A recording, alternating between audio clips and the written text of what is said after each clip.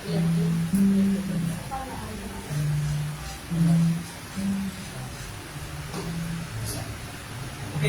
Again, good morning everyone. Welcome to our worship this morning. 12th Sunday after Pentecost.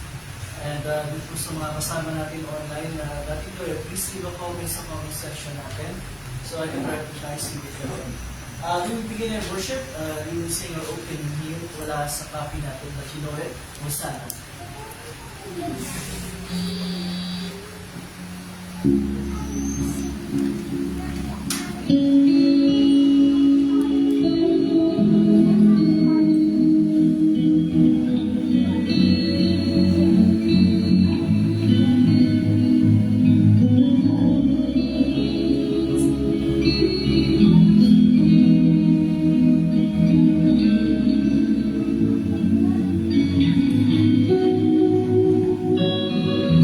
See the King of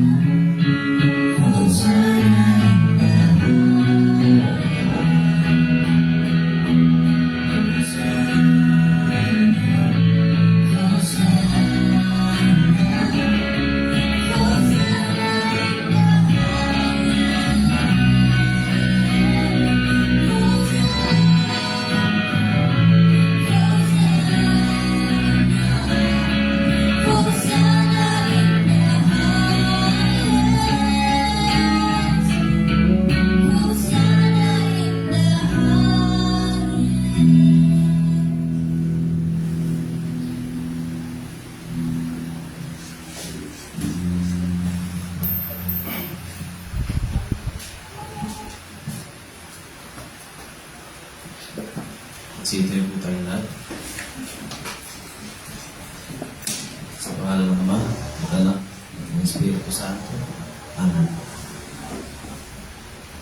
Mga minamahal sa Panginoon, lumapit tayo ng may tapat na puso at magpahayag ng ating kasalanan sa Diyos, ng ating Ama, at manganig sa Kanya sa pangalan ng ating Panginoon sa Kristo upang tayo pagkalooban niya ng kapatawaran. Ang tulong natin ay nagmumula sa Panginoon. Na siyang lumikha ng langit at lupa. Aking sinabi, ipahayag ko ang aking pagsalangsang sa Panginoon. At iyong pinatawad ang aking mga kasalanan. Sabay-sabay po natin ipahayag ang ating mga kasalanan. O Diyos, Amang makapangyarihan sa lahat, amang makabahin, ako na isang kaawa-awa at amang makasalanan, ay nagpapahayag sa iyo ng lahat ng aking mga kasalanan at mga kasamaan. Nasa pamamagitan ng mga ito, ikaw ay nilagpastangan ko sa isip, sa salita at sa gawa. Ako ay karapat-dapat nasa parusahan mo sa panahon ito at sa parusahang walang hanggan. Ngunit buong puso akong lumalapit at nagsisisi dahil sa mga ito. At tumatalaman ako sa iyo dahil sa walang hanggang kahabagan mo. At alang-alang sa banal, walang dungis, mapagait na pagtitiis at kamatayan ng iyong iligid na anak na si Jesucristo ay maging mahabagin at magbibiyaya ka nawa sa akin na isang abang makasalanan. At sa tulong ng Espiritu Santo ay palawakin ng aking kaalaman at maging masunurin sa iyong salita hanggang sa wakas. At sa iyong mabagat biyaya ay magkaroon ako ng buhay na walang hanggan sa pamamagitan ni Jesucristo na aking Panginoon. Amen. ang Diyos, ang ating Ama sa langit, ay tunay ng mahabagin sa atin. Ibinigay niya ang kanyang bugtong na anak ni si Jesus upang maging handog sa ipagpatawad ng ating mga kasalanan. Kaya't bilang tinawag ng lingkod ni Kristo at sa pamamagitan ng kanyang utos, ay pinatatawad ko sa inyo lahat ng inyong mga kasalanan. Sa pangalan ng Ama at Anak at ng Espiritu Santo. Amen. Nanatili po tayo mga tayo.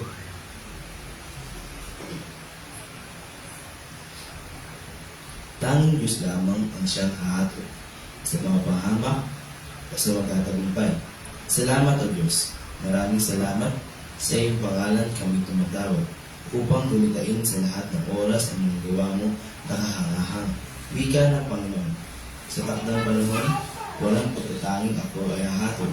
Hindi sa silangan, hindi sa kanluran, hindi rin sa timog o sa hilagang man magmumula. Haton ay naasahan, tanging Diyos lamang ang siyang mahatid sa mapapahamak o sa magtatagumpay. Si Yahweh na Diyos ay may kubang hawak. Kubang hawak, sariwat matapang, yaong lamang alak. Ipapaubayin ang ito'y tunggain ng taong sama. Hanggang sa ubusin, subalit ako ay laging magagalak. Ang Diyos ni Jacob, aking itataas. Sabay-sabay po natin katay na iwalhati sa Ama. Walhati sa Ama at sa Anak at sa Espiritu, kung paano noong una, ngayon magpakailanman, walang hanggan. Amen. Panginoon, mahabag ka sa amin. Kristo, mahabag ka sa amin. Panginoon, mahabag ka sa amin. Papuri sa Diyos ang itasan. At sa lupa'y kapayapaan sa mga taong kinalulog damia. Pinupuri ka namin, sinasamba ka namin. Binulwalhati ka namin, pinasasalamatan ka namin dahil sa iyong kaluwalhatian. O Panginoong Diyos, Hari ng kalangitan, Diyos amang makapangyarihan sa lahat. O Panginoong Diyos, bugtong anak, Jesucristo, O Panginoong Diyos, Kordero ng Diyos, Anak ng Ama, na nagalis ng kasalanan ng sanlibutan, mahabag ka sa amin. Ikaw na nagalis ng kasalanan ng sanlibutan, tanggapin mo ang aming dalangin.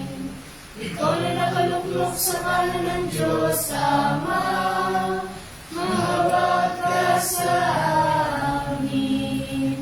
Yamang ikaw lamang ang banal, ikaw lamang ang Panginoon,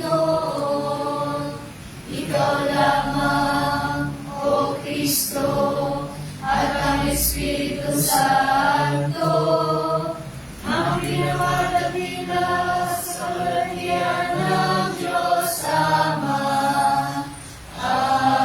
Amen. Ang Panginoon ay sumayo. At ang Kanyang Espiritu. Manalangin tayo.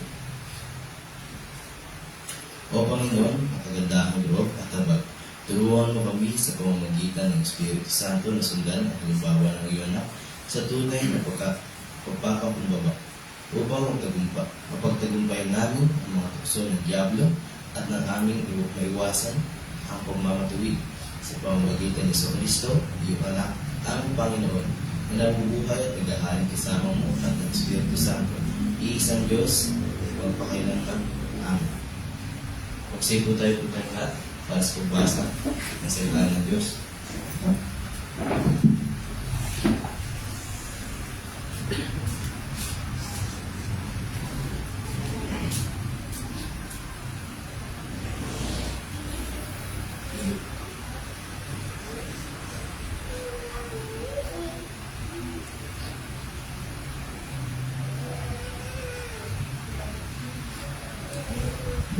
Ang unang pagbasa para sa libong ito ay buhat sa aklat ng Kawikaan, chapter 25,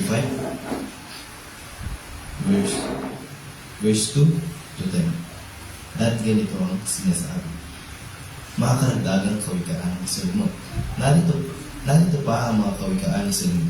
Tinipon at kinopya ng mga tauhan ni Hezekias na hari ng Yuda, kalwalatian ng Diyos na balutin ng hiwaga lahat ng bagay, at karangalan naman ng hari na ito'y saliksikin. Isipin ng hari na hirap malaman, ito'y sintaas ng langit, sinlalim ng karagatan. Kapag ang pila ay dalisay, may magagawa na ang panday. Kapag ang masamang tagapayoy na alis sa paligid ng hari, ang katarungan ang mamamalagi. Huwag kang mamamataas sa harap ng hari. Nihahanin ang sarili sa mga taong pilit. Pagkat mas mabuting sabihin sa iyong, halika rito, kaysa hamakin ka sa harap ng marami. Ang nakita mo'y huwag agad dalhin sa hukuman. Baka sa bandang huli lumabas ka pang may kasalanan. Kung may alitan kayo ng iyong kapwa, ilihim at butasin agad, at baka lumala. Baka ito ay malantad sa kalaman na madla at kayo'y malagay sa kahihiyan. Kapag angkop sa panahon ng salitang binigkas, para itong dito sa lalagyan ng bilang, at ito ang salita ng Panginoon. Ayon ka lang pagbasa naman, pagbuhat sa aklat ng Hebreo, chapter 13, verse 1 to 17. At ganito ang sinasabi: paglilingkod na nakalulugod sa Diyos, patuloy kayong magmahalan bilang magkakapatid kay Kristo. Palaging maging bukas ang inyong mga tahanan para sa mga taga-ibang bayan. Mailang tao noon na nakapagpatuloy ng mga anghel. Ningit sa kanilang kaalaman, alalahanin ninyo ang mga nakabilanggo na parang kayo nakabilanggo rin kasama nila. Damayin din ninyo ang mga pinagmamalupitan na parang kayo'y dumaranas din ng ganoon. Dapat ituring na marangal ng lahat ang pag-aasawa at maging tapat kayo sa isa't isa, sapagkat hahatulan ng Diyos ang mga nakikiapit at nangangalunya. Huwag kayong magmukhang pera at masilahan na kayo sa anumang nasa inyo, sapagkat sinabi ng Diyos, hindi kita iiwan, ipababayaan man. Kaya't malakas ang loob natin magsabi, ang Panginoon ay tumutulong sa akin. Hindi ako matatakot ano ang magagawa sa akin ng tao. Alalahanin ninyo ang mga namumuno sa inyo na nagpahayag sa inyo ng salita ng Diyos. Isipin ninyo kung paano sila namuhay at tularan ninyo ang kanilang pananampalataya. Kung sino si Yesu Cristo, noon ay siya rin ngayon at magpakailanman. Huwag kayong patangay sa mga sari-sari at kababaihang katuruan. Mas mabuti para sa atin ang mapanatag ng ating kalooban sa pamamagitan ng kagandahan loob ng Diyos kaysa sa pamamagitan ng pagsunod sa mga walang pakinabang na mga utos tungkol sa pagkain. Tayo may isang gambana at ang mga paring naglilingkod sa sambahan ay hindi maaari kumain ng mga inihahandog sa lambanang ito. Ang dugo ng mga hayop ay dinadala sa pinakapuno pari sa dako kabanan-banalan upang ialay bilang handog dahil sa kasalanan. Ngunit ang katawan ng mga hayop ay sinusunod sa labas ng kampo. Gayun din naman, namatay si Jesus sa labas ng lungsod upang linisin niya ang tao sa kanilang kasalanan at sa pamamagitan ng kanyang dugo. Kaya pumunta tayo sa kanya sa labas ng kampo at nagtiis din ng kahirapang kanyang tinitiis. Sapagkat hindi rito sa lupa ang tunay na lungsod natin at ang hinahanap natin ay ang lungsod na darating. Kaya't lagi tayo mag-alay ng papuri bilang handog sa Diyos. Sa pamamagitan ni Jesus, papurin mula sa ating mga lapid na nagpapahayag ng ating pagkilala sa kanyang pangalan. At huwag natin kaligtaan ang paggawa ng mabuti at ang pagtulong sa kapwa, sapagkat iyan ang alay na kinalulugdan ng Diyos. Pasakop kayo at sumunod sa mga namamahala sa inyo. Sila'y nangangalagi sa inyo at mananagot sila sa Diyos sa gawain ito. Kung sila'y susundin ninyo, magagalak sila sa pagtupad ng kanilang tungkulin. Kung hindi, sila'y mamimighati at hindi ito makakabuti sa inyo. At ito ang salita ng Panginoon. Tayo po'y magsitayo para sa pagbasa ng mabuting balita. Buwan sa aklat ng Lucas, chapter 13, verse 1 to 14. At ganito ang sinasabi. Pinagaling ni Jesus ang lalaking may manas. Isang araw na pamamahiga. Si Jesus ay inanyahang kumain sa bahay ng isang pinuno ng mga Pariseo at binabantayan nila mabuti ang kanyang mga kilos. Lumapit kay Jesus ang isang lalaking may manas. Kaya tinanong niya ang mga Pariseo at ang mga dalubhasa sa kautusan. Naaalin ba sa kautusan ang magpagaling sa araw ng pamamahinga o hindi? Ngunit hindi sila umimik. Kaya hinawakan ni Jesus ang may sakit. Pinagaling ito at saka pinauwi. Pagkatapos ay sinabi niya sa kanila, kung ang inyong anak o ang inyong baka ang mahulog sa balon, hindi ba iaahon ninyo ito kaagad kahit araw ng pamamahinga? Hindi sila nakasagot sa tanong ng iyo. Napansin ni Jesus na pinipili ng ilang mga panahuhin ang mga upuang pandangal.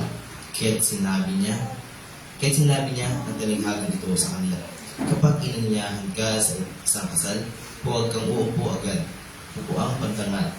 Baka may inanyahang mas kilala kaysa sa iyo. Baka lapitan ka na nag-aanyaya sa inyong dalawa at sasabihin sa iyo, maaari bang ibigay mo ang upang iyan sa tao ito? Sa gayon, mapapahiya ka at doon ka uupo sa pinakaabang upuan. Mabuti pa, kapag naanyayahan ka doon ka muna umupo at sa pinakaabang upuan. Kapag lumapit sa iyo ang naganyanya at kanyang sinabi, kaibigan, dito ka sa kabisera. Maparangalan ka sa harap ng lahat ng mga panahon. Sapagkat ang nagmamataas ay ibababa at ang nagpapakumbaba ay itataas. Sinabi naman ni Jesus na ganyan sa kanya, kapag naganda ka ng isang salo-salo, huwag ang iyong mga kaibigan, mga kapatid, mga kamag-anak, kung mahiyamang kapitbahay, ang aananyahan mo. Dahil aananyahan ka rin nila at sa gayon ay susuklian ang iyong ginawa. Subalit kapag ikaw ay maghahanda, aananyahan mo ang mga nahihirap, mga lumpo, mga pilay at mga bulag. Kapag ganito ang ginawa mo, pagpapalain ka. Dahil hindi man nila masuklian ang ginawa mo, ang Diyos ang magbibigay sa iyo ng gantimpala. sa muling pagkabuhay ng mga matuwid. At ito ang salita ng Panginoon. Manatili po tayo nakatayo at sabay-sabay natin bigkasin ang pananampalatayang Kristiyano sa pahina 8, Credo Niceno. Sabay-sabay po tayo. Sumasampalataya ko sa isang Diyos, Ama makapangyarihan sa lahat, na may likha ng langit at lupa, at ang lahat ng bagay na nakikita at hindi nakikita, at sa isang Panginoong Jesucristo, bugtong na anak ng Diyos, na mula sa Ama una sa lahat ng panahon. Diyos buhat sa Diyos, liwanag buhat sa liwanag, tunay na Diyos buhat sa tunay na Diyos, pinanganak at hindi nilikha, ay isang sangkap ng Ama, na sa pamamagitan niya ilikha ang lahat ng bagay, na dahil sa ating mga tao at sa ating kaligtasan, ay bumaba mula sa langit, at nagkatawang tao sa pamamagitan ng Espiritu Santo kay Birhen Maria, at naging tao.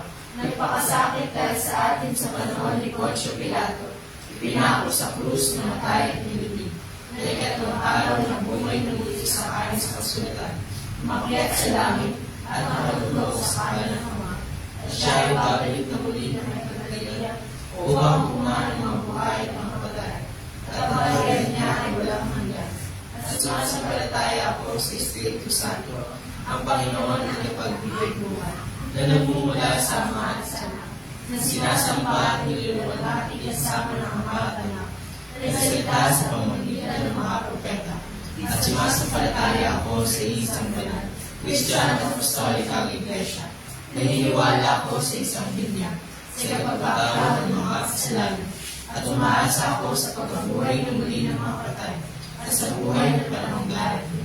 Amen. Magsipulo po tayong lahat.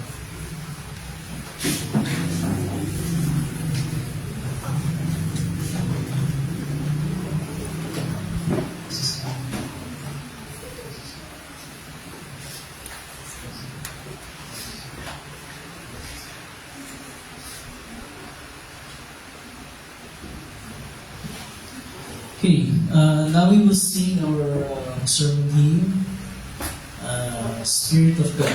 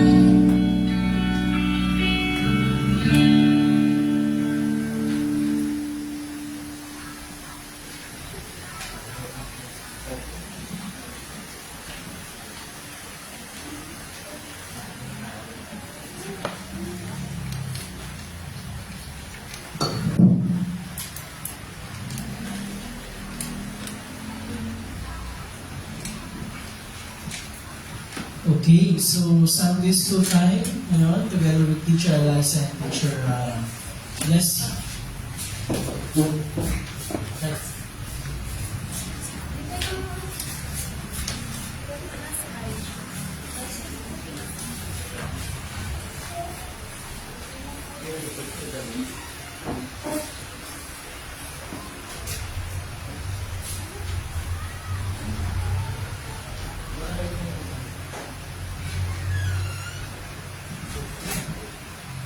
Hey, good morning everyone. Magandang umaga.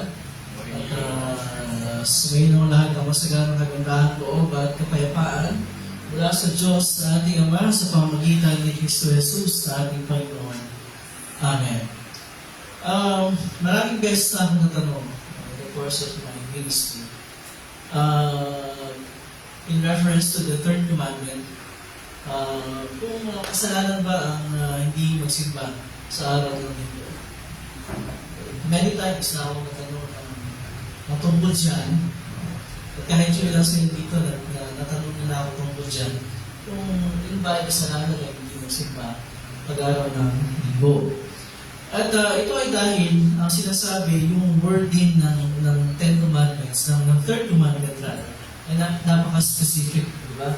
Sabi doon, ano yung nasabi sa Third Commandment? Ang sabi? Ilaan mo sa akin ang araw ng pamamahinga. Okay? Yun ang sinasabi doon sa Third Commandment. Ilaan mo sa akin ang araw ng pamamahinga. And because nandun yung salitang pamamahinga, araw ng pamamahinga, which is specifically sa konteksto ng ito yung binigay ng Diyos kay Moises ng mga Hudyo. Ang araw ng pamamahinga ay yung ikapitong araw, at yung ikapitong araw ay Sabado. Okay? So specific yun. Of course, we have talk about as a catechism natin kung ano yung application natin. Application ito sa atin ng mga Kristiyano na hindi naman mga Hudyo. Okay? And because of that, alam natin kung ano nangyari. Reason why yung mga Hudyo, ang araw ng pamamahinga nila ay kapitong araw dahil sinabi ng Diyos ang gina, ang Sabado. But for us Christians, ang araw na yun ay araw ng linggo, ang unang araw ng the first day of the week. And that's because on the first day of the week ay ano nangyari doon? Muling nabuhay ang ating Panginoong Jesus. Kaya yun ang pinili ng mga unang Kristiyano at ating pinagpapatuloy para maging araw ng ating pamamahinga at pagsamba. So that's the reason why. Bagamat hindi talaga iniutos ng araw ng linggo, ngayon pa man, nandoon yung prinsipyo na magdaan tayo ng isang araw para sa Panginoon. Ayun yung background kung bakit marami nagtatanong sa akin na kasalanan ba ang hindi magsimba ng araw ng linggo? Because if it happens, especially sa modernong panahon ngayon, na may mga trabaho, may mga pasok sa eskwelahan, may mga iba pang mga bagay na nangyayari pag-araw ng linggo.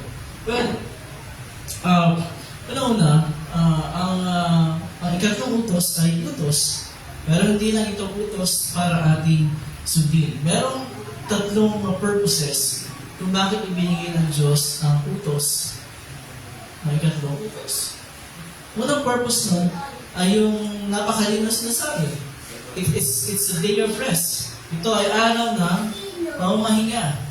Bago pa man naisip ng mga tao na hindi magandang magtrabaho ang mga tao ng 7 days a week, alam na ng Panginoon yung pangangailangan ng mga tao para magkaroon ng araw na pamamahinga.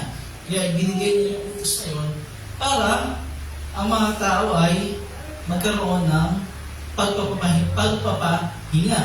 Literal, physical na pagpapahinga. God recognizes our need bilang mga tao. Kailangan natin ng isang araw na magpapahinga tayo.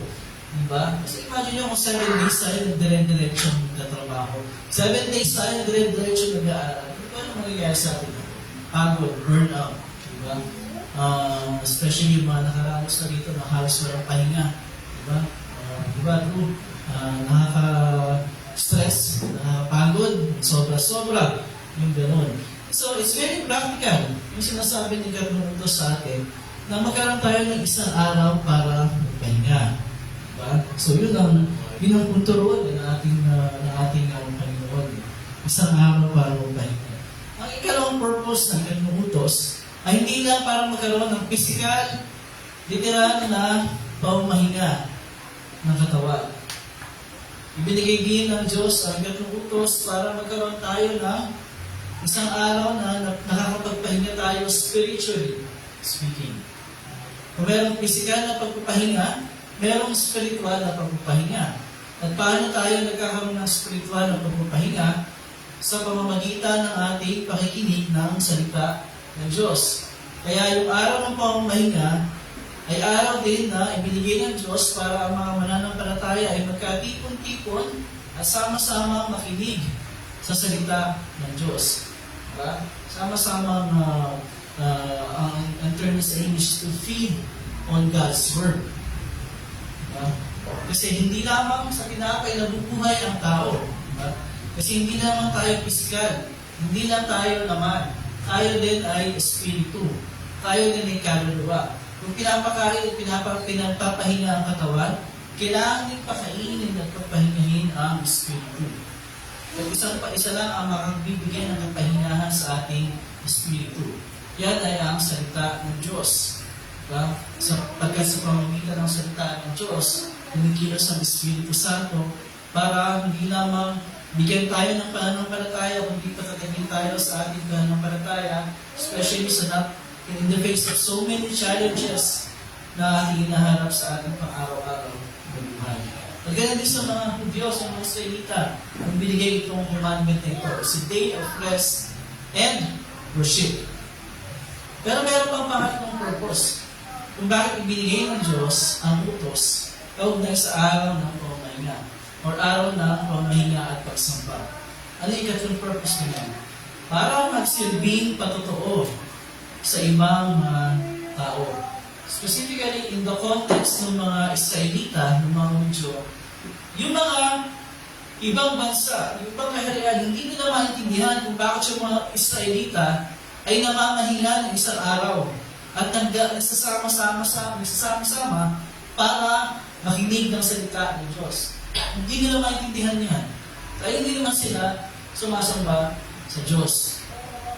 At kaya kung ang mga Israelita ay nagtitipon-tipon tuwing araw ng pamamahinga para sumamba sa Panginoon, it is a confession.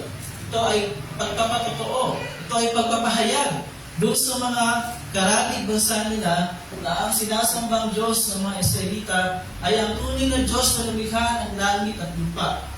Yun ang purpose ng it. It's a confession for them that they are worshiping the true God who created the heavens and the earth at namahinga sa ikapitong araw. Okay? So it's an opportunity for them para ipahayag yun sa kanilang mga karatig bansa. And so, ganun din sa atin, ang mga Kristiyano sa kasalukuyang panahon. Every time na tayo ay pumupunta sa church, tuwing araw ng linggo, every time na tayo ay nagtitipon-tipon para sama-samang sumamba sa Panginoon at makinig at mag-aral ng kanyang salita. It's a confession of our faith. Ito ay pagpapahayag ng ating pananampalataya at ito ay pagpapatotoo sa ibang mga tao na tayo ay sumasamba sa Diyos na hindi lamang lumikha ng langit at lupa, kundi sa Diyos na nagbigay ng kanyang buhay sa atin doon sa krus para bayaran ng lahat ng ating mga kasalanan. Diba? Ito ay pagpapahayag ng ating pananampalataya. Okay, so yun ang tatlong reasons, purposes, para doon sa pagbibigay ng Diyos ng ikatlong utos, na utos ukol sa araw ng pamamahinga at pagsamba. Kaya yung tanong na, kasalanan ba kung hindi ako sumimba sa araw ng linggo? Well, depende sa reason kung bakit hindi tayo makakapunta sa araw ng linggo para sumimba. Ano yung nasa puso? Ano yung motive? Ano yung desire? Kung bakit hindi makakapunta sa araw ng linggo? Meron naman talagang pagkakataon na, trabaho kasi, wala talagang ibang magagawa. Talagang mandated ng trabaho na pumasok ka sa araw ng linggo. So wala kang magagawa dyan. Pinasok mo yung trabaho na yan. Guarantee na talagang pagtrabaho talaga. Kasi trabaho yung papagawa sa atin. Kung ibang bagay yung papagawa sa atin, ay piyo. Bisa ka lang yun. Trabaho. Na kung may schedule tayo ng trabaho ng araw ng linggo, at talagang wala tayong magagawa. At talagang wala tayong magagawa. O hindi mo kasalanan yan. Diba? Pero kung may magagawa ka, as much as possible para hindi ka magkaroon ng trabaho ng araw ng linggo, then gawin ang lahat ng magagawa para hindi mo nagawa. Diba? As long as meron tayong effort na ginawa para huwag iwasan ng wala, so be it. Hindi ka nagkakasala sa Diyos. Unless sinabi mo sa boss mo na, boss, pwede bang sa linggo mo ako lagyan ng trabaho? Pag yun, sinadya mo ngayon. Diba? Ikaw na may kasalanan nun. Kasi ikaw ang nagsabi na may trabaho, may schedule sa school. Tulad ni Andrew, diba? May magagawa ba tayo doon? Well, wala. Kasi nasa schedule yun. Diba? Na kailangan ganitong araw pumasok pa. Ang sinasabi ko, doon sa mga bagay na wala tayong control, hindi naman tayo pwede sabihin na nakasala tayo. Pero kung ang reason natin ay yung mga bagay na may control tayo at hindi natin ginawa yung pwede natin gawin, and then it shows na hindi natin pinahahalagahan ang salita ng Diyos. Pinahahalagahan natin yung ibang bagay kaysa sa salita ng Diyos. Okay? Again, ulitin ko. Kung ang reason ay isang bagay na may control naman tayo, na pwede naman natin sabihin hindi. Diba? Pwede natin sabihin huwag sa araw na yun. Dahil anyway, hindi naman tayo nasa church ng buong araw ng linggo, di ba? Umaga lang hanggang hapon. Well, kung gusto natin na worship lang, talagang pwede. Diba? Pero yung wala tayong effort, diba? Pwede naman hindi. Kasi may mga activities tayo ganyan, di ba? Nagkaroon ng pagkasunduan ng barkada, linggo, na umaga. Kasi kung sila nag-church. Ikaw nag-church ka, ano gagawin mo? Isa, Aisha, gusto ko, paalam ko.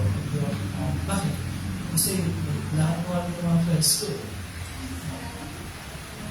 Kasi po, linggo lang sila available. Buong araw ng linggo, iti hapon after worship. Tama, di ba? Paraan. Gusto mo, pagkatapos nung announcement, tumag mo ka na. Ang sinasabi ko, depende. May mga bagay na may control tayo na pwede naman hindi tumatak.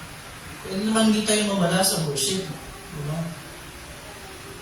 Diba? Meron yung mga bagay na may control tayo. So, ang point doon, kung palagi natin sinasabi na past 2-3 Sundays, ay yung isa sa mga sitwasyon na nasusubok yung ating katapatan na salita ng Diyos. Ano mapapahalagahan natin? Yung salita ng Diyos o yung oras na makasama ang mga barkada at mga kaibigan na pwede naman gawin after worship. Yun ang point ko, di ba? Eh, di ipilit mo. Ikaw ang Kristiyano eh. Ipilit mo. Hindi. Kung gusto nyo makasama ako, magkasama-sama tayo after worship. Papahala po after worship. At least, hindi mo sinantabi yung salita ng Diyos. Diba? Yung pagsamba. So, yung ganun mga bagay. Pag yun, pag ang reason ay ganun, ay hindi ko pwede sabihin na hindi tayo nagkakasala. Kasi meron tayo pwedeng gawin paraan. Meron tayo pwedeng gawin paraan.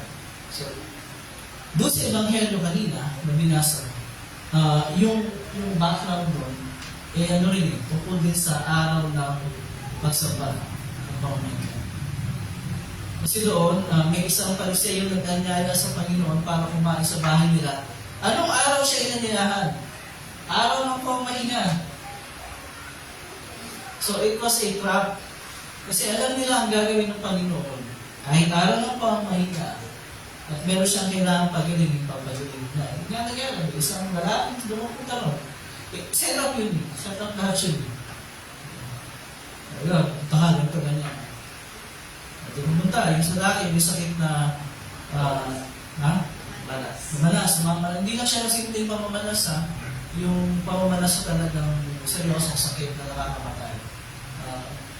Pumunta. Alam na ng Panginoon ang iniisip ng mga nandun. Kasi, sabi nga, binabantayan nila ang Panginoon. Hindi, inanahan na niya yung mga tao. Sabi niya, naayon ba sa kautusan? Is it lawful na magpagaling sa araw ng pamamahinga? Hindi sumagot yung mga Pariseo, yung mga tao doon. Bakit? Pag sinabi na lang lawful, di pagagalingin niya susunod na laki. At hindi nila pwedeng kondenahin si Jesus. Sa bibig nila ng gawin doon. Pag sinabi naman lang hindi, lalabasin ng mga walang puso. At walang pagpapahalaga sa kapwa. Dahil yung tao doon ay meron isang seryosong sakit. So, ano ginawa ng Panginoon? Hindi niya hinintay sumagot. Pinagaling niya yung tao sa araw ngayon. At hindi nagpagsalita yung mga Pariseo. Kasi tinanong sila. Pinapakita lang ng Panginoon ko na it is lawful. At pagkatapos, nagbigay pa nga siya ng halimbawa. Paano kung yung halimbawa binigay? Yung alaga ng hayop, di ba? Ano yung sabi doon? Meron kayong anak o bakang nahulog sa balon. Hindi ba nyo iaahon kahit araw mo pamamahinga? Sumagot ba sila? Hindi rin. Bakit? Kasi ano sasabihin nila? Iaahon nila. Especially kung anak nila yun. Diba? So, through those words, ina-unmask din, hinubalan ng Panginoon ng maskara yung mga Pariseo. Kasi sila, hypocrites sila. Yun. Pag tungkol sa kanilang kapakanan, pwede. Pag tungkol sa kapakanan ng iba, hindi pwede. Hindi patay yung kanilang aplikasyon ng kautusan ng Diyos. But ang realidad ay naayon sa kautusan na gumawa ng mabuti. Dahil ano ba ang diwa ng kautusan? What is the spirit of the law? Love. Diba? Pag-ibig sa Diyos at pag-ibig sa kapwa. Yung spirit of the law ay mas mahalaga kaysa sa letter of the law. Diba? Yung nakasulat. Tayo mga Pilipino, expert tayo dun sa letter of the law. Yung nakasulat kaysa sa diwa. Bawal magtapon ng basura dito. O dito sa katabi na magtatapon. Dito lang naman sabi mo O dito sa kabila ko diba? Spirit, letter, diba? Letter of the law. Pero ano ba yung spirit of the law? Huwag magtapon ng basura. Kasi kakalat. Yun lang. Kaya tayo mga Pilipino, expert tayo sa letter. Hindi tayo magpalusot Diba? Magaling tayo magpalusot. Kaya nga ngayon, ano ba ang pinaka-mahihit na balik kami sa bansa natin? Yung mga flood control ngayon, nabubulgar na talagang ginagawang katasan ng mga contractors at mga kasabuan nilang politiko. Meron pa ako nakibabasa na Kung kailan may flood control na ginawa, saka bumaha. Nung walang flood control, hindi bumabaha. Nung may flood control, saka bumaha. Oh, para lang may sinasabing ginawang flood control. Tapos ang dami pinapaikot-ikot yung batas. Letter of the law. Pero yung spirit dapat ay yung gagawin mo para sa kabutihan ng taong bayan. Yun ang spirit, the letter. So, yun ang nangyari doon.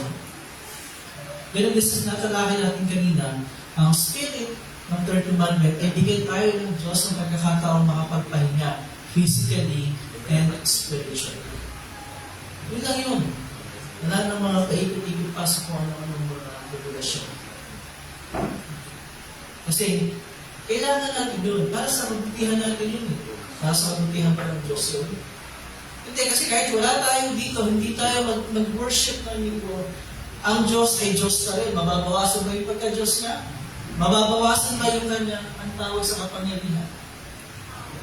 Omnipotence. Mababawasan ba yung omnipotence niya? Hindi.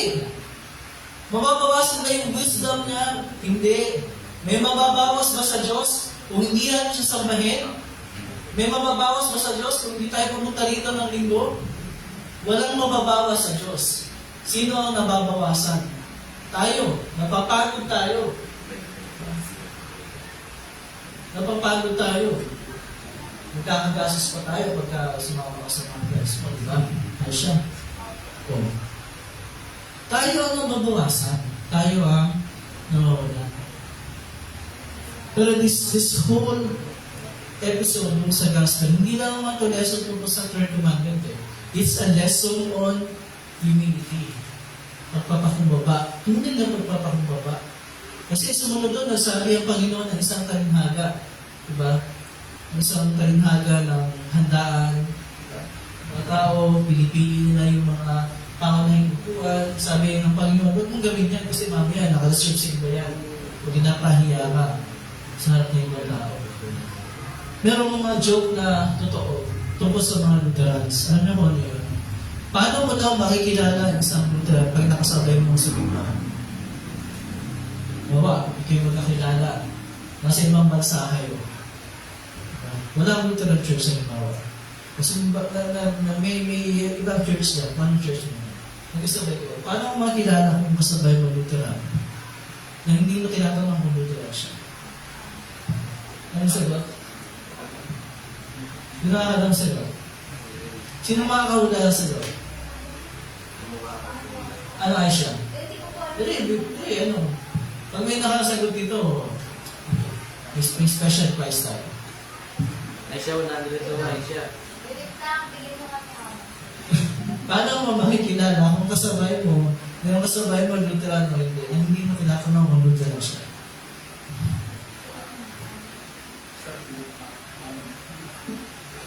Yes.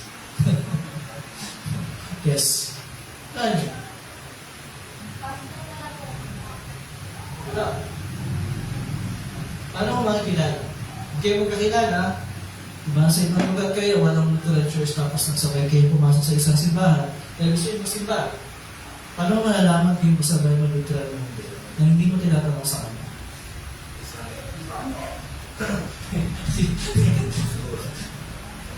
Sige tayo. Hindi. Pababaw lang to. Nalakohan lang to pero totoo. Ano ay siya? Share it? Share it? Okay, ganito yan. Malalaman mo kung yung kasabay mo, Lutheran o hindi, pagpasok ng simbahan, naupo siya sa pinakatulong upuan sa likod. Lutheran mo. Bakit? Kasi yun yung mga gawin ng mga Lutheran. Kahit ang dami bakit upuan sa harap, inuupo yan sa pinakalikod. Pumunta kayo sa ibang mga simbahan ng Lutheran dito sa Pilipinas. At obserbahan nyo, malalaman yung totoo yung sinasabi ko. Yan, ang isang palatanda. Alam mo na yun, Aisha. Diba?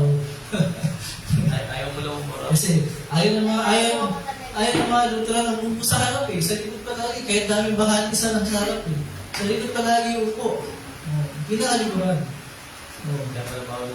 Ako ginagawa ko din. Pag binisita ko sa ibang church na hindi nila ako kilala. Saan ako upo? Sa likod. Bisa na lang. Ayaw natin ng attention. Ayaw kasi natin ng attention. Pero yung punto doon, ano tayo kasi, yung ating kultura ngayon is a culture of self-promotion. Alam niyo ba yun? Kultura ng self-promotion. Sa trabaho, di ba? Sa mga nakarasan ng trabaho, ako, gusto-gusto dyan yung, yung backstabbing para umangat yung isa. Para siya yung ma-promote. Para siya yung kagiliwan ng boss. Kaya gagawin na iba, backstab yung mga kapwa ng trabahador. Para siya yung mabumango sa boss niya. Hindi ba lang ito trabaho sa amin lang? Lalo sa corporate world, pusong-puso yan. Sa school, nangyayari din yan. Sa school, merong mga, alam niyo yan, naranasan niyo yan. May mga classmates kayo na, anong term doon? Sobrang, ayaw na lalabangan. Talagang, may isang word na ginagamit yun. May word yun. Ha? May word doon. Tagalog. Kalimutan ko eh. Yung term na ginagamit na parang pinapakita siya lang siya magaling, siya lahat. Ano yan? Bida-bida. Grabe lang. Self-promotion. Para siya yung kagiliwan ng teacher, ganyan, guys, ano na lang. May gano'n eh. Ano nag-aalala ko, bisnibihan ako ng ganyan eh. Ng classmate ko. Hindi ko na lang pumasok sa classmate ko, hindi na kami papasok. Walang pala magaling. In fact, yung social media, alam mo ba yung social media? Nabubuhay yan dahil sa kultura ng self-promotion. Diba? Self-promotion. Diba? Yan nagiging venue ng mga tao para i-self-promote yung kanilang mga sarili. I-post yung mga achievements, diba? Nagpunta sa ganito, ganang bansa, sa ganang lugar. Diba? Hindi ko sinasabing bawal yun pero may mga tao na yun ng purpose. Hindi ko sinasabing wag. Ang sasabi ko lang, may mga tao na yun ang pangunahing purpose nila. O di ba kayo, isang issue din yung mga anak ng mga mayayaman ng mga politiko, at ng mga contractors na piniflex yung kanilang kararian na galing naman sa pera natin mga tao, nagpapayo ng Luis, pera natin yun. Tapos pinagmamayabang nila doon sa social media yung karamihan nila. Self-promotion. Ang tawag doon. Pero sa kaharian ng Diyos, there is no such thing as self-promotion. Hindi mo pwedeng i-self-promote yung sarili mo sa Diyos. Sabihin mo, Panginoon, magaling ako, matalino ako, marami akong achievements, mabait ako, mabait ako, Lord. Hindi pwedeng i-flex sa harap ng Diyos yan.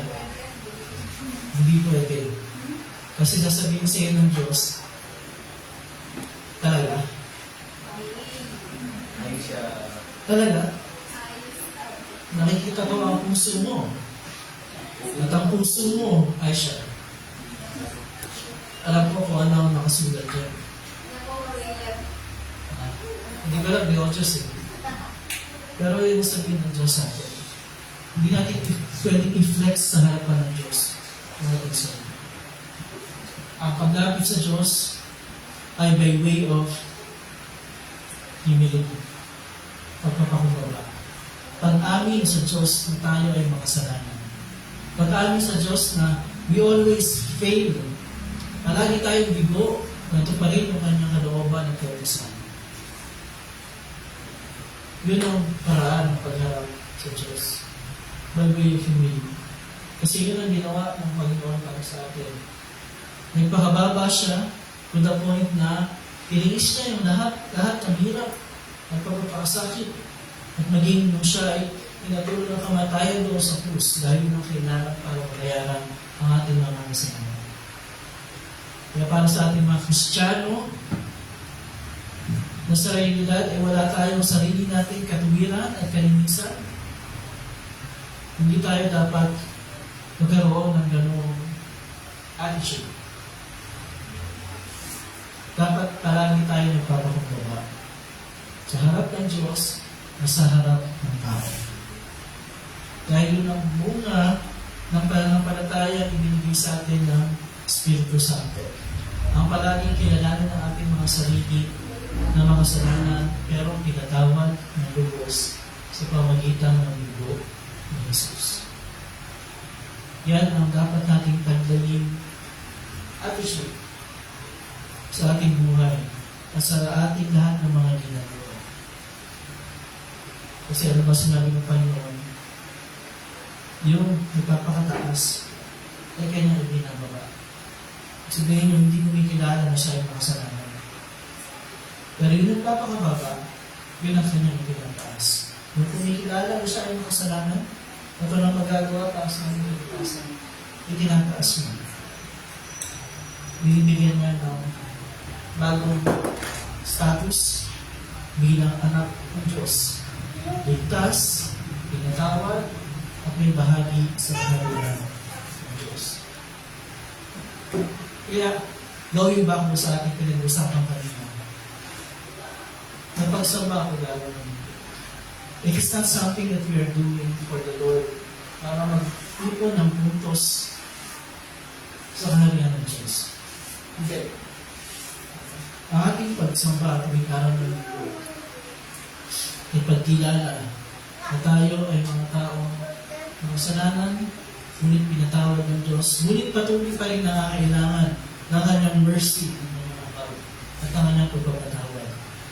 Na kanyang binibigay sa atin through His Word at ng kanyang sakramento, ng kanyang tunay na katawan dugo, at laki ng tinapay na sa ipagpapatawad ng ating mga kasalanan. Yan ang gusto. Yan ang magbibigay sa atin ng motivation na ilalaan natin ang araw ng mundo para sa pamahina at pagsamba bilang pagpapasalamat sa kabutihan at kagandahan o ng Diyos para sa atin. At hindi malilit na kapayapaan ng Diyos na mag-iingat sa ating mga puso at isip sa pamamagitan ni Kristo sa ating Panginoon. Amen. Tayo ay dadako sa ating paghahandog. So, ang ating katawagin ngayon ay si Catherine.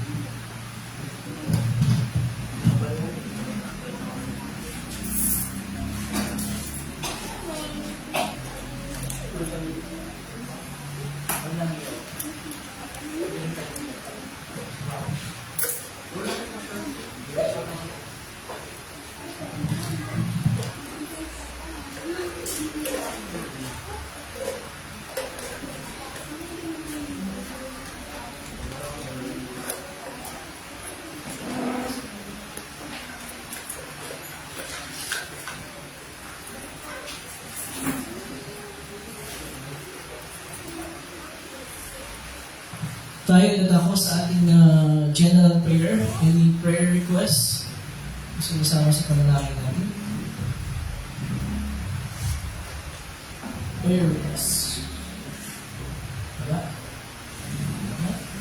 Okay, so wala. Then we go to our prayer. Pagkatapos noon, ating tatawagin yung mga kids para sa mga nasa presentation. Okay? Tangin natin yung po. Tayo ay manalangin.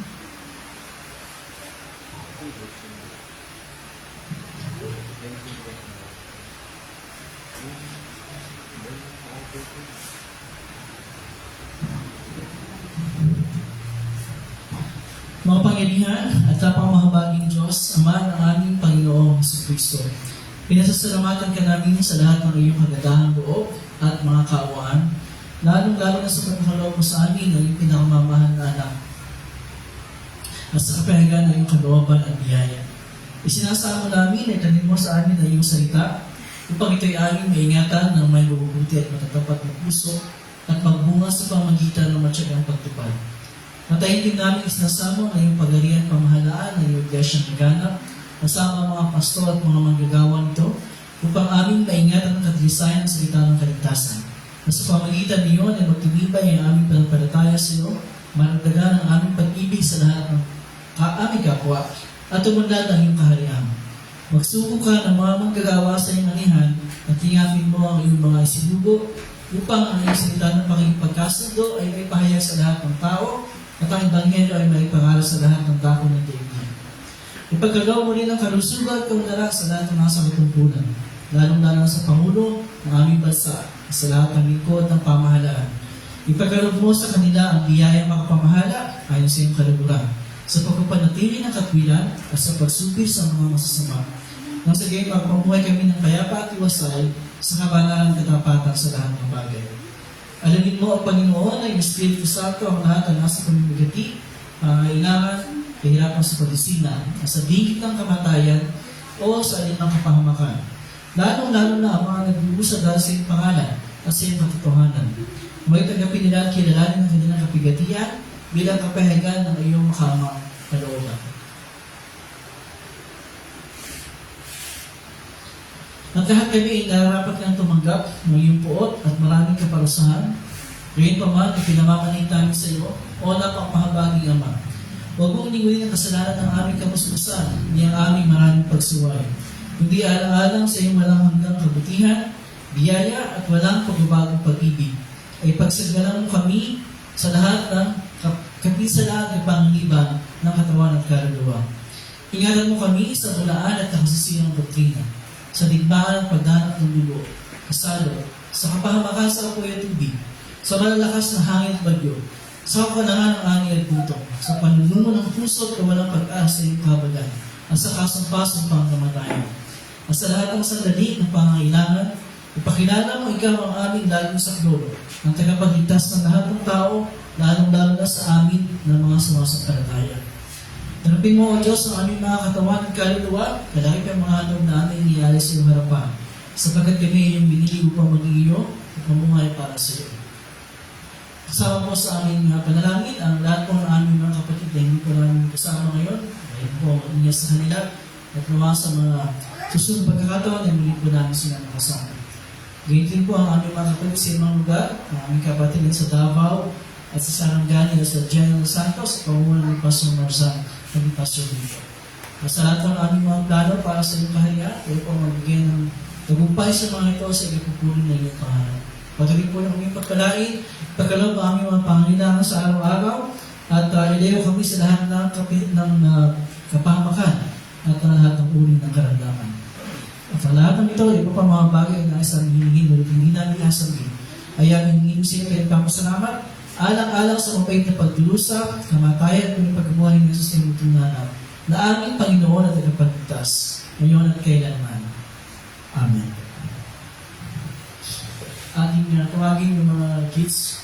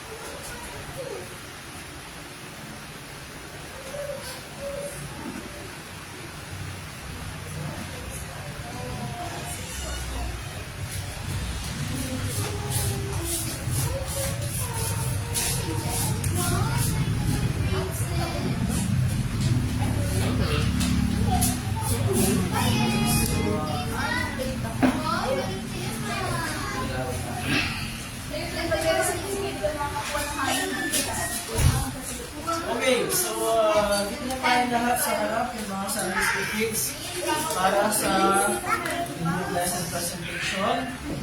At,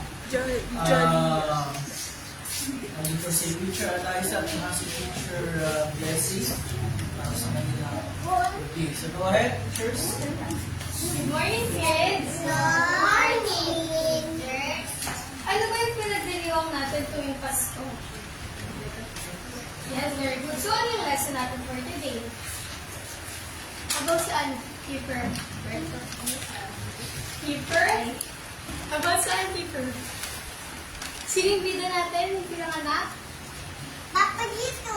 Very good. Si Papa Jesus. Sino yung yung babae na nagbuntis kay Papa Jesus? Mama Mary. Very good.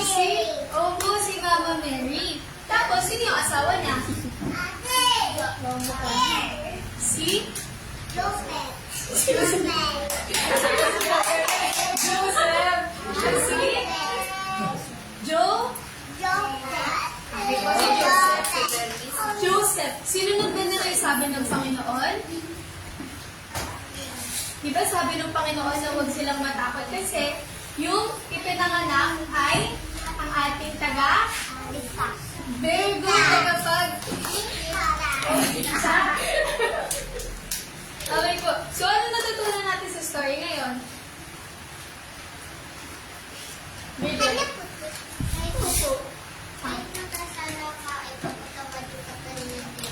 Very good. Ikaw yun. Yan.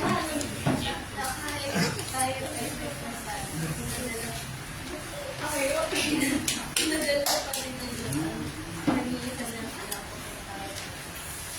Very good. Ay, binigyan kita. Okay na. Okay, sige. So, thank you sa inyong kids.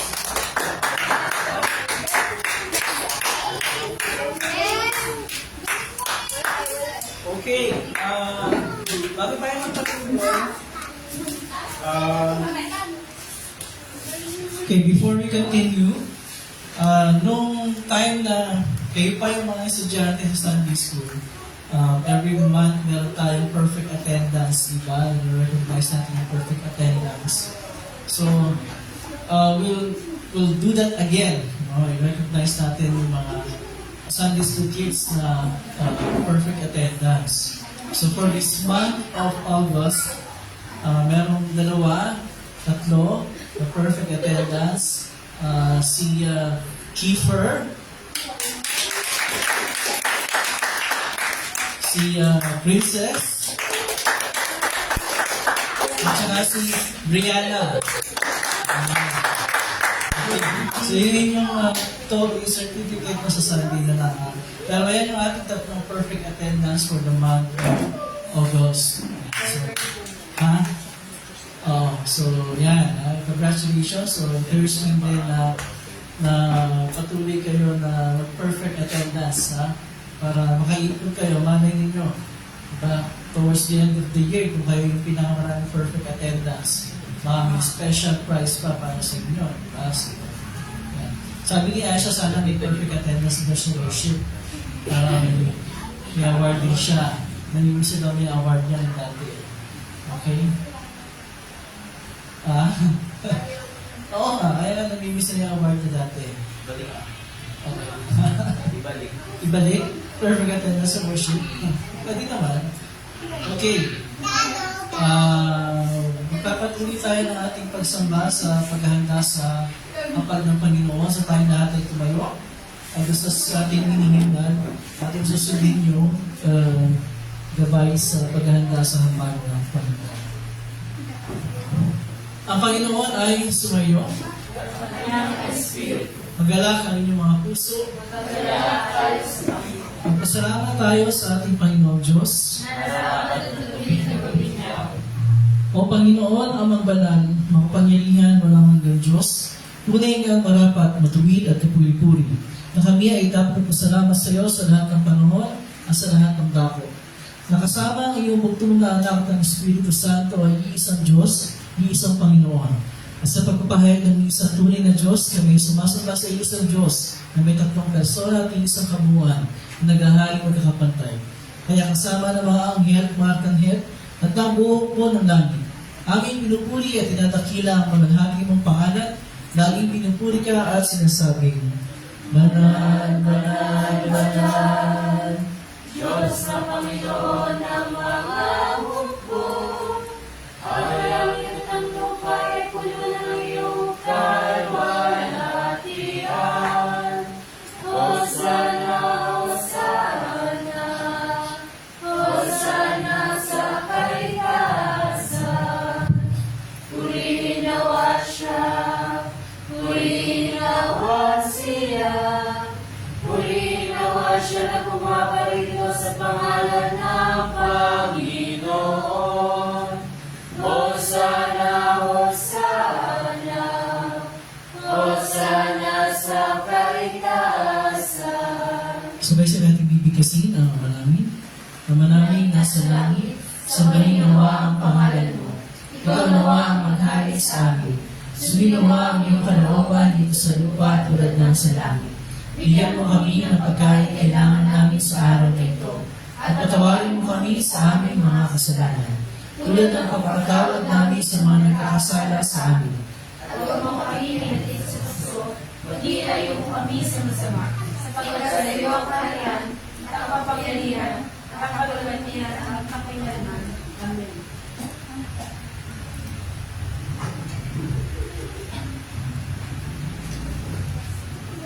Ang ating Panginoong sa Kristo ng siya'y pagkalito ay gumampot ng pinapay. At matapos nagpasalamat sa Diyos, ito kayong pinagpira-piraso, binigay sa mga nagalit na sinasabi, kunin niyo ito at kanin. Ito ang aking katawan, ay binibigay para sa inyo. Gawin ito bilang pag-alaala sa akin.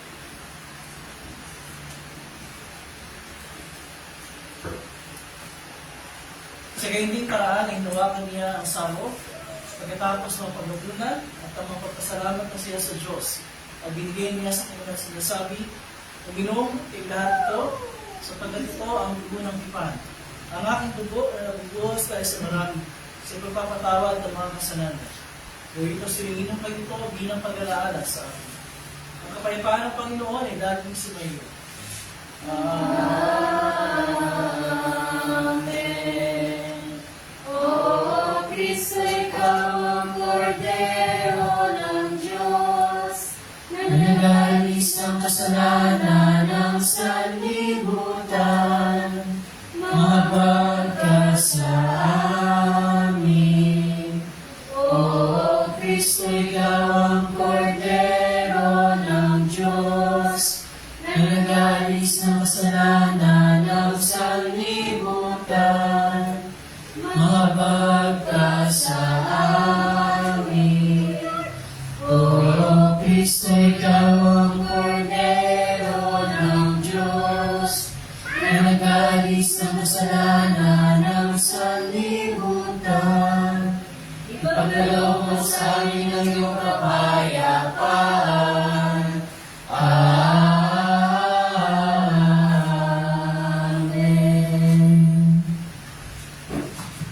Sama-sama natin ang ang tunay na katawan, dugo ng Panginoon, kailangan patinapay at alap sa ipagpapatawad na natin mga kasalanan.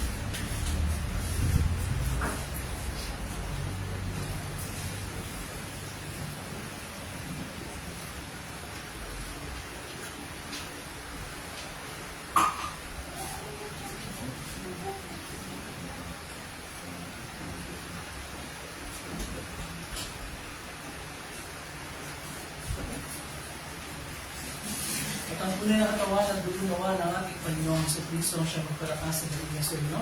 Sa tunay na panampalataya at tungo sa buhay na walang hanggan. Imaon kayo may kapayapaan at galakan sa inyong puso. Amen.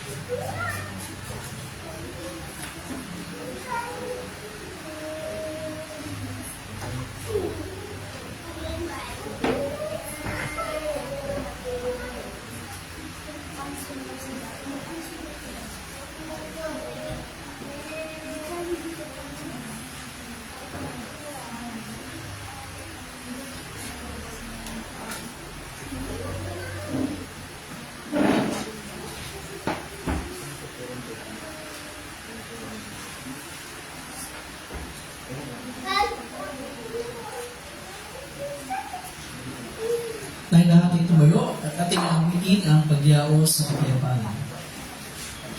Panginoon, ngayon ay hayaan mo na ang lingkod ay pumalang sa kapayapaan. Ayon sa iyong pangako, sapagkat nakita ng aking mga natangiyong pagliligtas. May ihanda mo para sa lahat ng mga bansa. Yan ang iyong tatanglaw sa mga hentil at magbibigay karangalan sa iyong bayang Israel. Luwan at isama at sana at sa Espiritu, kung paano na ngayon magpakailanman, walang hanggan. Amen. O pasalamatan natin ang Panginoong Diyos sapagkat siya ay mabuti. At ang kanyang pag-ibig ay pangwalang hanggan at mananatili. Pinasasalamatan ka namin, Diyos ng mga Panginoon sa lahat, sapagkat piniginhawa mo kami sa pamagitan ng sakramento nito. Idinadalangin namin na sa pamagitan ng kaloob na ito, ay palakasin mo ang aming panampalataya sa iyo, at paningasin mo ang aming pag-ibig sa isa't isa. Alang-alang kay Yesu Kristo, ang aming Panginoon, na nabubuhay at tagahan kasama mo ng Espiritu Santo, iisang Diyos, magpakailanman.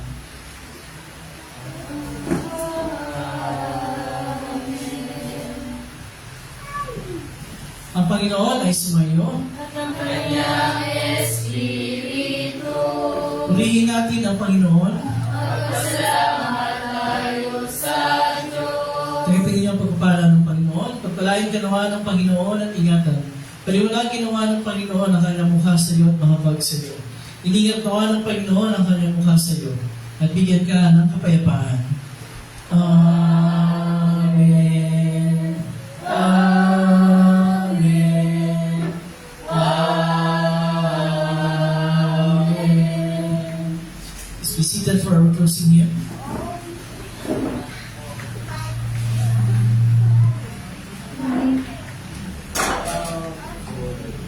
Closing, what a beautiful name. So wala tayong copy, Lord. Pero medyo ang sabi din naman, what a beautiful day.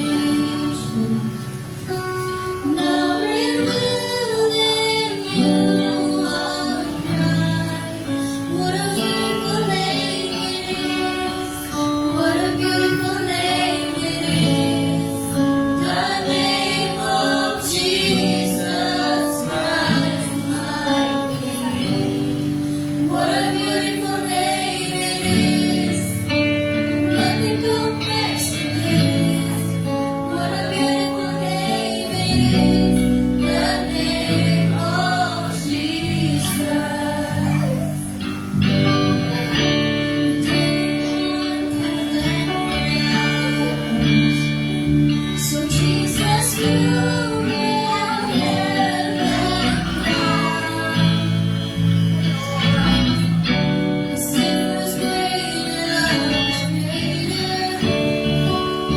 what could separate us now? What a wonderful name it is! What a wonderful name it is! The name of Jesus Christ, my King. What a wonderful name it is! Nothing compares to this. What a wonderful name it is! The name of Jesus. That could not hold you. The veil tore before you. The silence, the ghost of sin and pain. The heavens are roaring, the praise of your glory. For you are raised to life again. You have no rival, you have no equal. Now and forever, God, you reign. Yours is the kingdom, yours is the glory, yours is the name above all names. What a powerful name it is! What a powerful name it is! The name of Jesus Christ, my King. What a powerful name it is! Nothing can stand against. What a powerful name it is! The name of Jesus. What a powerful name it is! The name of Jesus. What a powerful name it is! The name of Jesus.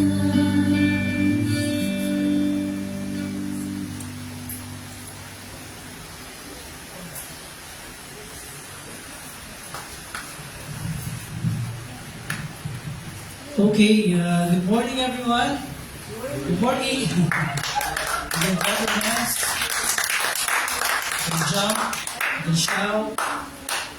Whatever you want. Okay? Magandang umaga and we would like to welcome yung mga kasama natin online. Meron dyan. Si Ma'am Si Mami Jo. and si Joel Benitez. Kuya Joel Benitez from Batangas. Eh, sa iba pa, hindi na pag-iwan ng comment. Magandang umaga. Thank you for joining us in our worship this morning. Announcement, of course, pagkatapos ng ating kaisambaan at ng staff, yung ating Sunday School Teachers Meeting and lesson discussion and yung catechism para kay Ganlu. Malapit na kami matapos. Ang target namin is by October. October yung Reformation Sunday. which is last Sunday ng October. Yung dalawang ito ay confirm na rin. Malapit na sila. Yung mga, sino maging pinaka-confirm? Si Brian at saka si Cyril. O, dapat sabay talaga sila eh. Hindi pa nangyayari yan. And of course, ang ating mga kids, yung kanilang pinag-aaralan ngayon ay catechism-based lessons na. So, introduction yung sa kanila. Malay natin si Brianna soon. Susunod na rin. Okay? May pang mga announcement, we will include in our prayers yung mga plano para sa ating church every night, Monday, Wednesday, Thursday, and Friday. May meeting ako with Pastor Marsan, Pastor Victor sa Mindanao. Merong mga pinaplano na we will organize ourselves into a national church organization. Nag-recognize sa umbrella organization sa Philippines. So, we're hoping na matuloy yun. Kung matuloy yun, we will celebrate that by having parang isang founding assembly or founding worship service na doon natin gaganapin sa kanila. Kasi mas marami sila doon kasi ayaw dito. So, sa Davao. So, binanggit ko na ito sa ilang sa inyo, sa band, kasi diba, sama sa prayers natin na ito ay magkaroon ng tubaran. Okay, other than that, wala na kayo announcement. Thank you for joining us and see you again next Sunday. Bye-bye everyone.